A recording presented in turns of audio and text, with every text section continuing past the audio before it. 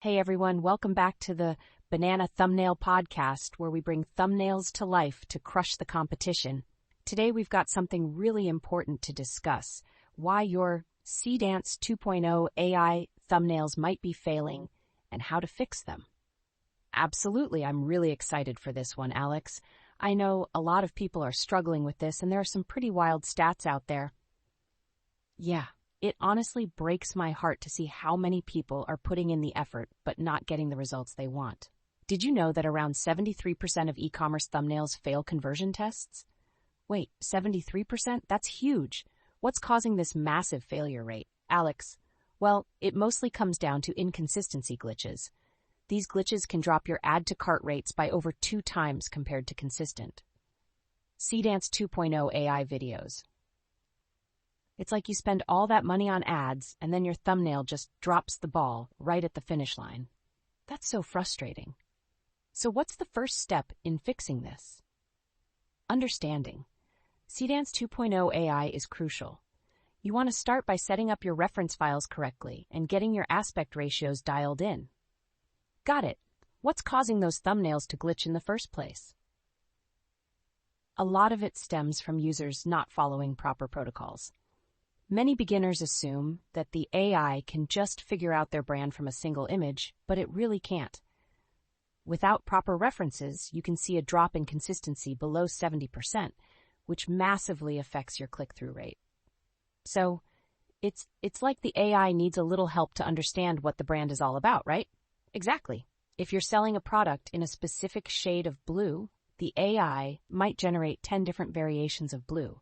That inconsistency can signal poor quality to viewers, leading them to bounce before even adding anything to their cart. That makes so much sense. And I can see how that would hurt the brand's trust. Absolutely. And another common issue is something called logo drift. The AI treats text and graphics as flexible elements unless you lock them down. So your logo might slide around or change size during the animation, which destroys brand trust in seconds. Wow, I had no idea. So how do we fix these issues? The solution is what I call the consistency protocol. You need to use exactly 12 reference files for the best results. This allows you to maintain unity across facial features, clothing, and text in your animations. 12? Why is that the magic number? Great question. If you go below that, you lose important angles, and if you exceed it, the AI gets confused about which references to prioritize. I see. And what about the aspect ratios? I've heard that's another big deal. Yes, mobile viewers prefer vertical content. If you try to force a widescreen video onto a phone screen, conversions will tank.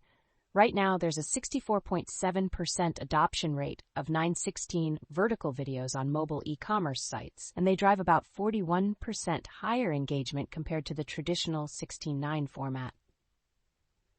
So, switching to vertical could really boost performance? Definitely.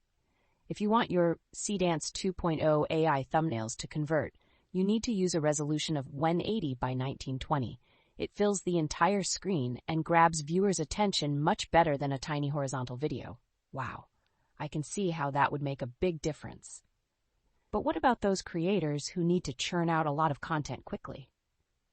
That's where batch settings come into play. Many content creators struggle with volume, and generating videos one at a time can be painfully slow. The solution is to batch generate videos. But what happens when they try to batch generate? Often they face queue overloads, which can cause failures up to 41% on free tiers. You can queue up to 20 video jobs at once, and this can dramatically cut your production time from days to under 30 minutes. That sounds like a game changer. So what's your workflow for batch generation? I set up my 12 reference files with proper tags, write out 10 to 15 prompt variations, and queue them all at once while keeping under that 20 job limit. Then, I use the time while those are processing to focus on other parts of my business. Smart. And how do you know if these thumbnails are actually making money? Tracking your add-to-cart rates is essential. For example, one brand I worked with switched from static images to Seedance 2.0 hero loops and saw their click-through rate skyrocket from 1% to 5.8%. That's an insane improvement. It sounds like investing in quality thumbnails really pays off. Exactly. High-fidelity consistency can boost viewer trust and reduce customer inquiries. Plus, as we look toward 2026, we're expecting a huge shift in how brands use AI video. So, it's all about staying ahead of the curve and mastering these basics, right? You got it.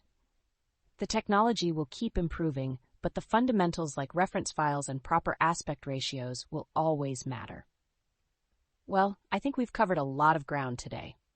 For sure. Just remember, garbage in, garbage out. The quality of your inputs will determine your outputs. So true. Thanks for sharing all this valuable info today, Alex. No problem. That's a wrap for this episode of the Banana Thumbnail Podcast. Thanks for listening, and we'll catch you in the next one.